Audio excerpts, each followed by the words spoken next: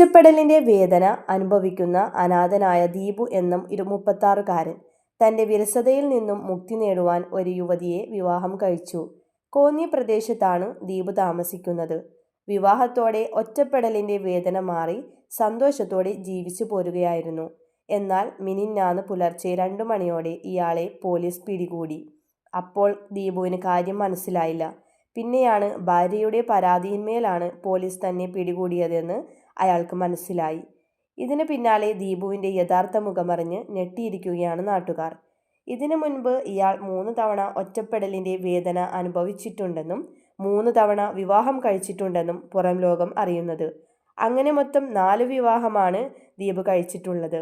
എന്നാൽ ഇയാളെ പിടികൂടിയത് 4ാം ഭാര്യയും 2ാം ഭാര്യയും തമ്മിലുള്ള ആകസ്മികമായ കൂടിക്കാഴ്ചയിലാണ്.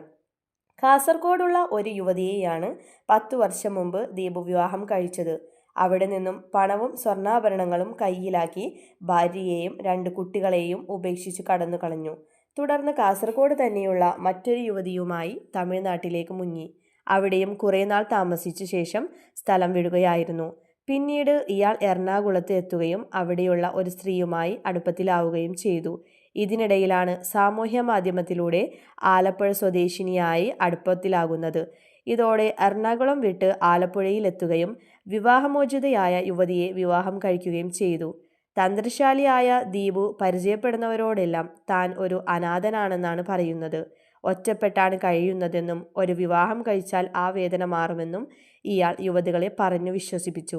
അങ്ങനെയാണ് 4 സ്ത്രീകളും ഇയാളുടെ ഇരയായത്. എന്നാൽ ഇയാളുടെ തട്ടിപ്പ് മനസ്സിലാക്കിയത് അവസാനം വിവാഹം കഴിച്ച യുവതിയുടെ ചില സംശയങ്ങളാണ്. ദീപുവിന്റെ 2ാം ഭാര്യ നിലവിലെ ഭാര്യയുടെ ഫേസ്ബുക്ക് സുഹൃത്താണ്. 2ാം ഭാര്യ നിലവിലെ ഭാര്യയുടെ ഫേസ്ബുക്ക് പോസ്റ്റിൽ തന്റെ ഭർത്താവിന്റെ ഫോട്ടോസ് കണ്ടപ്പോഴാണ് ഭർത്താവ് തന്നെ പറ്റിച്ചുവെന്ന് അവർക്ക് മനസ്സിലാകുന്നത്. അങ്ങനെ ഇരുവരും ബന്ധപ്പെട്ടപ്പോഴാണ് കല്യാണ തട്ടിപ്പ് മുഴുവനായി പുറത്തു വന്നത്. ഇതുകൂടാതെ ഒരു വാഹനാപകടവുമായി ബന്ധപ്പെട്ട് ഇൻഷുറൻസ് തുകയായി ഇയാൾക്ക് 3.5 ലക്ഷം രൂപ കിട്ടിയപ്പോൾ യുവതിയോടുള്ള താല്പര്യം കുറഞ്ഞതായി തോന്നുകയും ചെയ്തിരുന്നു.